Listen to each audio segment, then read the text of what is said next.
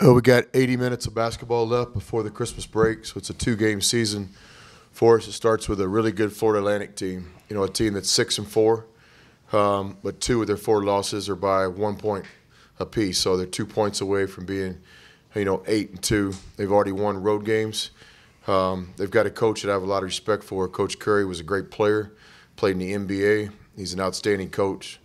I've had a chance to spend some time with him during the summers on the recruiting trail, and it's a game that we knew when we scheduled it was going to test our team. This is a team that's going to compete for their conference championship. This will be a team that will compete for a spot in the 68-team national tournament. So we'll have to play our best. I think our players understand that. So it's just another game that's going to be tough for us. How do you kind of know Michael Curry, and I guess what's your relationship with him so far from FAU? Yeah, just a couple summers ago when I was overseas recruiting, he was on the same trip. Whenever you are overseas with some guys, you kind of spend time with them a couple days, watch games, go out to eat and stuff like that. I'd always had a great appreciation of him as a player, remember him very vividly, and so he's turned out to be a great college basketball coach as well. His teams play the right way. They share the ball. He's got really good players. You guys will see tomorrow night what I'm talking about. I guess in terms of some of the players they have, I guess what can you kind of take away from watching the film? It seems like their guards are very aggressive, and it seems like they're pretty good from the three-point line as well. Well, Troutman's one of the best shooters in college basketball. He's got a 10-game body of work, shooting over 40%. Takes and makes tough shots. He's playing for a coach and instills confidence in him and puts the ball in his hands. And these guys have a legitimate 7-footer in Delp, the guy that's averaging 13 points and 10 rebounds. He's a walking double-double. He's not one of these big guys in college basketball that, plays a couple minutes here and there. He's a legitimate, starter, full-time player for them. He's got to be getting NBA looks just because of his size and his numbers. And so trying to think back, he's got to be one of the top big guys we played to this point this season. And it'll have to be team defense to stop him. So they've just got really good players and a good coach. Go to Jeff in the back left. You got a quick turnaround here from your Saturday game with a Tuesday game and then another game this week. How much is that going to help your freshmen see what it's going to be like at Big 12 play? Haven't thought of it that way, but maybe there's some advantage there. We do get into Big 12 situations sometimes where when we're on Big Monday, we'll play Saturday, Monday. I'm not sure how many of those we have this year, but I think that everybody has at least one, it's my understanding. Obviously, when you get into postseason play, depending on your seed in the Big 12 tournament, you might have to play back-to-backs and things like that. So we try to learn from everything we do, whether it's an early time slot like an 11 a.m. game or maybe it's a late 8 p.m. game. We try to learn. This certainly challenges us here. This 4-game season after final exams, a lot of games in just a few days. So there's a lot of challenges here, but no advantage or disadvantage. Florida Atlantic's in the same situation. They're traveling. So this is just college basketball. There's a fox in front of you. It's got to be there for a reason. What does that mean for you? Yeah, I wish I could disclose that to you guys today. It's like, life with not Matt Dunaway brings excitement and surprises every day. But I'll just have to defer to Matt on that. I do know Robert Giovanetti is heavily involved in this fox's life and future and even some of its past. So I think we'll have to wait for a later time. We'll go to Bailey in the back.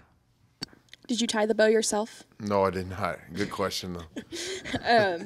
Kind of coach's perspective, what I asked Naeem about, kind of have you achieved everything you wanted to out of this non-conference slate so far, or what needs to improve before Big 12 play, so to speak? Yeah, we haven't achieved much of anything. That's not disrespecting to our opponents that we've been fortunate enough to beat, but, we're in the Big 12 conference. We all know what's coming. So I think in the non-conference schedule, you're just trying to get ready for conference. And I don't know if you'll ever really know if you accomplished what you needed to until we get into league play. I know this. We've tried to challenge ourselves and play a tougher schedule. We've played multiple top 25 teams. The teams like Florida Atlantic and like Nevada that we bring in for home games are teams that we thought are really good. I think a lot of the teams from our non-conference schedule will be in the NCAA tournament. That's just my opinion. We'll have to see if I'm right or wrong. We've tried to play multiple guys. We've gotten our young guys a lot of experience. We've played different styles. But do we accomplish what we were trying to? It's yet to be seen. If we end up having the Big 12 kind of season that we want to, then I think we'll look back and know we did well in the non-conference. We're scheduling right now for next year, and we're trying to kind of, again, take it to the next level in terms of the competition we play. We'll go to Carlos in the front. Just going back to Davide, I guess, how have you kind of seen him progress? It's the second time he's had 22 minutes, so obviously you guys are kind of putting a little bit more on his plate now.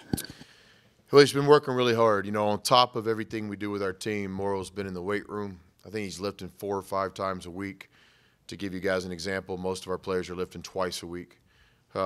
Nutrition continues to be just a new experience for him. I mean, he's not only eating 4 or 5 meals a day, he's eating foods that he's not accustomed to, and he's just pounding calories. So even though with all the work he's doing, he's still gaining weight as we go. So that's a reflection of him and his discipline and John Riley's help.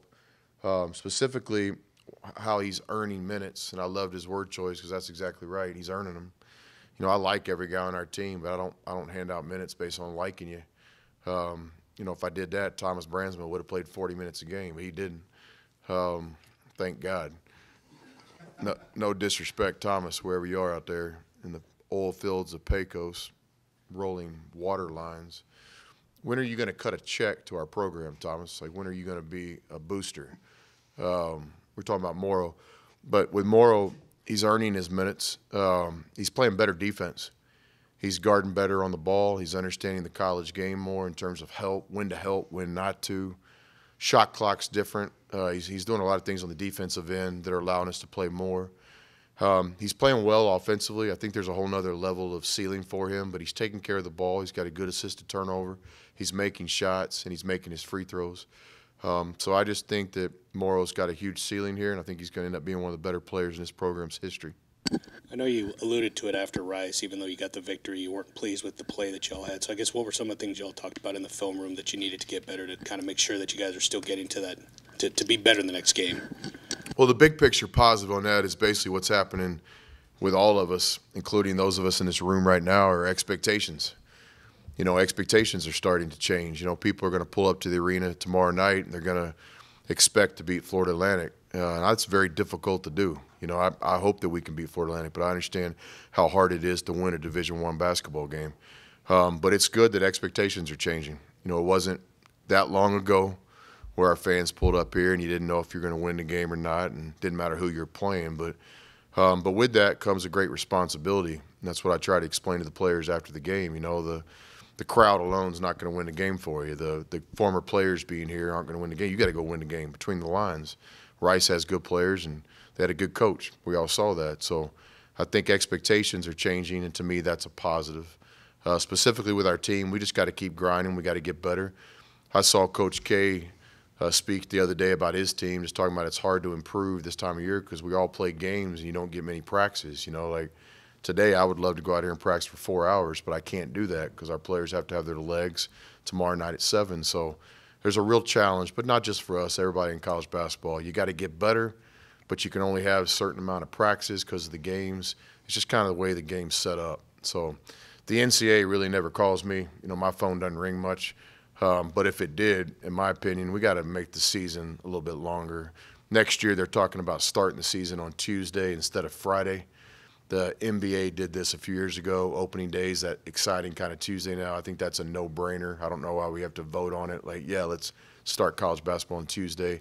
That alone will allow us to play 2 games opening week and take a little bit of pressure off this time of the year. So, but basically in college basketball, a lot of games, not much time to practice. You got to try to continue to get your team better. You know, it's a challenge. We'll go to Jeff here in the back right. The only reason I ask this is for the future. What's Keenan supposed to do when his legs are swinging out, and if he lets go of the rim, he's going to hurt himself?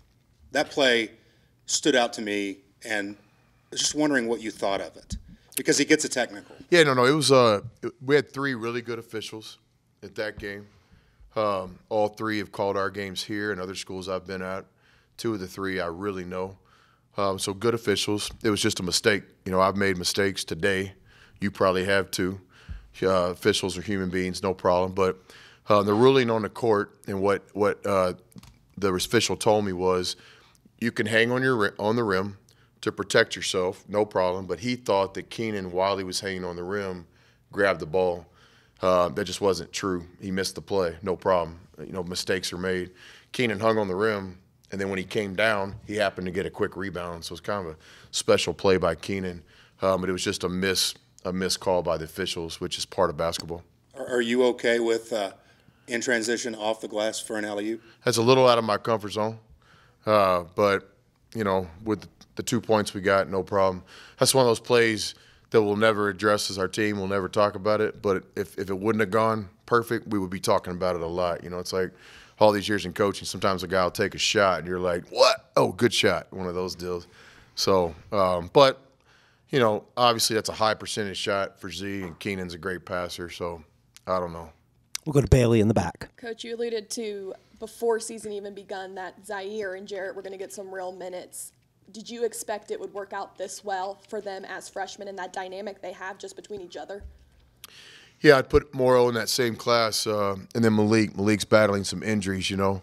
Hasn't been full speed in a long time. But, yeah, we knew these freshmen were talented. It starts with what kind of neighborhood we're hanging out in now in recruiting, you know. Like Morrow had an offer from Indiana, you know, where we're in the right conversation, right?